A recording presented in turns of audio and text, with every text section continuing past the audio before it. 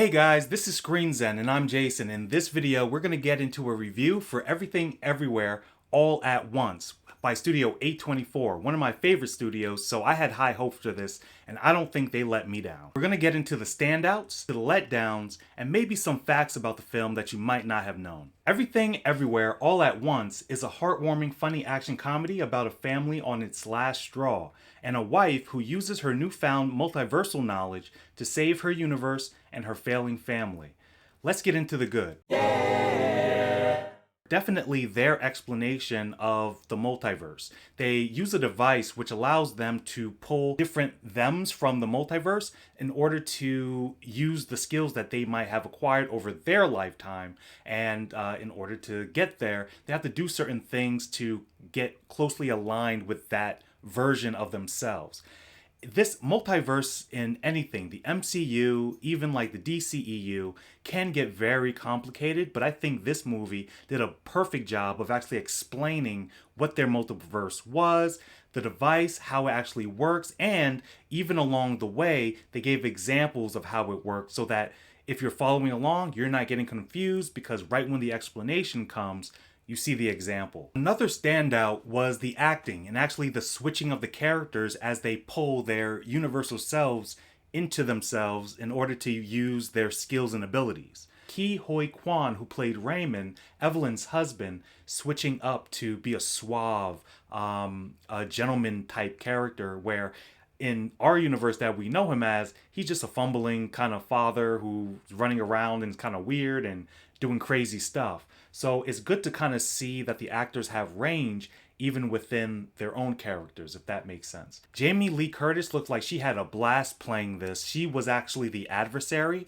the auditor, who just is hunting her down and is being controlled by the big bad. Hats off to her. But I will say, last but not least, Michelle Yeoh. Now, she played Evelyn. To me, I've seen Michelle Yeoh do a lot of fighting and a lot of, martial arts films. It was actually good to kind of sit down and see her take on another role, such as a mother and a wife. And great to see Michelle Yeoh in these roles. Normally for me, I've only seen her do, Crouching Tiger, Hidden Dragon, other martial arts films. I want to say stretch her palette a little bit throughout the movie. She's fighting off people, and so it was like perfect for her. I bet you she went in there pretty much. The choreographer probably looked at her and said, all right, I think you got it from here. She's been in so many fighting movies, I don't think there's anything new that you can show her. That gets me into my last standout, which is actually the action. Because you're talking about having a multiverse of different yous, and the way that they did it was one universal person might have glizzy hands, and they have like hot dogs and for hands. And it's like, it's just weird, because it's like if there's a multiverse, unlimited amount of views out there, there's going to be one person with no head, there's going to be one person with, who's a rock, a tree, a chef who can't fight, who can fight, who used to bodybuild, and it's like, the bodybuilding champion, and like there's a you out there that used to climb trees for a living. So the fight scenes were so unique, because as she's pulling in different yous of her universe, each one, it wasn't just, the visuals that were standouts. You actually felt a sense of danger. I didn't know how the movie was going to end. Anyone could have died at any point, but the danger was real. And even when they're like in the first couple of acts, when she's not sure of herself and she's trying to hide from the threat, it's like you felt like my heart was pounding with her. I was like, very, very well done.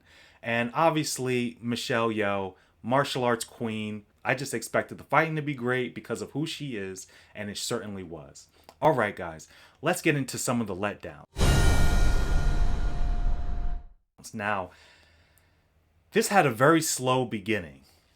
I understand they were trying to establish, the family dynamic and what her situation was, but it moved a little bit too slow for me, and that's why it's on the letdown list. But I will say that I understood why they did it like that.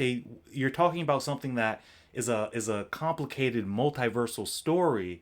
You don't want to rush through this, you know what I mean? And I'm glad they didn't. Evelyn seemed at times one-dimensional. No matter who she was utilizing or no matter who she was pulling into herself, it felt like Michelle Yeoh playing that character. Acting really didn't change up too much in terms of Michelle Yeoh or Evelyn's character, while Hee Koi Kwan, who plays her husband, and Jamie Lee Curtis, I saw a big change in their characters even as the story went on. If there would ever be a gripe, and that is a nitpick, I would say that her acting as being different characters didn't really do it for me. Wasn't really hitting in the way that I hoped. But I think that seeing her as a mother, as trying on these roles just for the story, I think it was good to see. It is just a change up from everything that I know about her. I give this movie a thumbs up. This is going to be for someone who enjoys, maybe Inception, thrillers, action thrillers, things of that nature. You're definitely going to love this. And even if you enjoy A24 movies, that studio's movies, you're going to definitely enjoy this. This is stand out amongst their movies. If you like the art house style, uniqueness of, the art and trying to tell a story with just visuals, you're definitely going to enjoy this movie. There it is. Make sure to like and subscribe. I'll hope to see you in the next video. And if you're looking for another video of mine, check back here.